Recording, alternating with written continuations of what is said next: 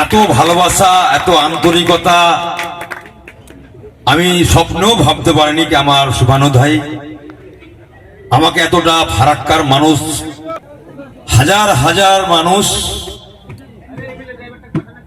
শুভেচ্ছা বার্তা পাঠিয়েছে এবং আমাকে নিয়ে এত সুন্দর একটা কালচারাল প্রোগ্রাম।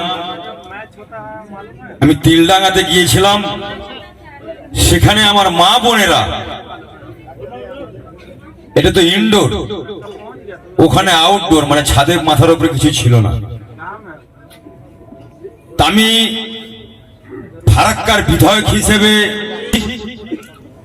এইভাবে আপনারা যদি দোয়া আশীর্বাদ করতে থাকেন, আমার কাজ করার অনুপ্রেরণা এবং চাহিদা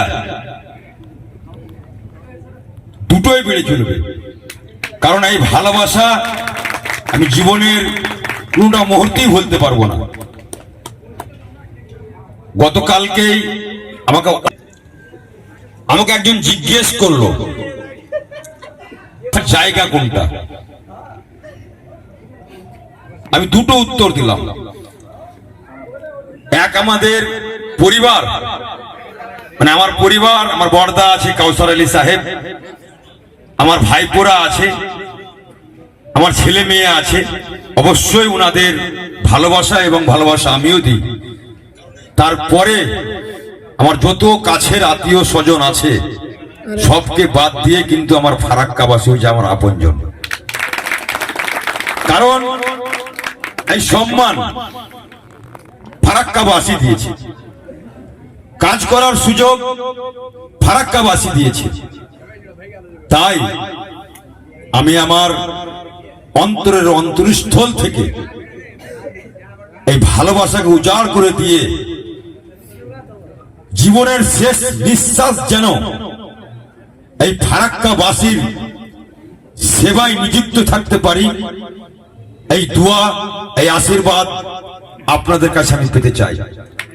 কারণ আমার মনের আশা আর কিছু নাই, আমি মানুষের সেবায় দিবারাত্রি চিন্তা করি কি করে ফারাক্কার মানুষের উন্নয়ন করতে পারবো, ফারাক্কার মানুষের মুখে হাসি ফুটানো যায়, সেই কাজটা কিন্তু আমি দিবারাত্রি করি। আপনারা জানেন রাত্রে ঘুমিয়ে যেটা স্বপ্ন সেটা স্বপ্ন নয়, কাজের মাধ্যমে যেটা আপনি স্বপ্ন দেখবেন সেটাই কিন্তু স্বপ্ন। আপনাদের দোয়া আশীর্বাদ নিয়ে আমি একটাই বলতে পারি, ফারাক্কা সব মিলিয়ে এগিয়ে চলেছে এবং শান্তির একটা বাতাবরণ তৈরি হয়েছে। আমরা অনেক জায়গায় যাই, যেরকম বাহাদুরপুর অঞ্চল মজাদার একটা বিধানসভা, ভূগোলের বিচ্ছিন্ন এলাকা হতে পারে, কিন্তু এই ফারাক্কা বিধানসভার মধ্যে পাহাড় আছে, সমতল আছে, নদী আছে, জঙ্গল আছে। আমার মনে হয় অন্য কোন বিধানসভাতে এতগুলো সম্প্রদায়ের মানুষ কম আছে। অনেকটার মধ্যে আমাদের মধ্যে যে একটা বৈচিত্র্যের মধ্যে ঐক্য, ফারাক্কাকে না ঘুরলে বুঝতে পারবেন না।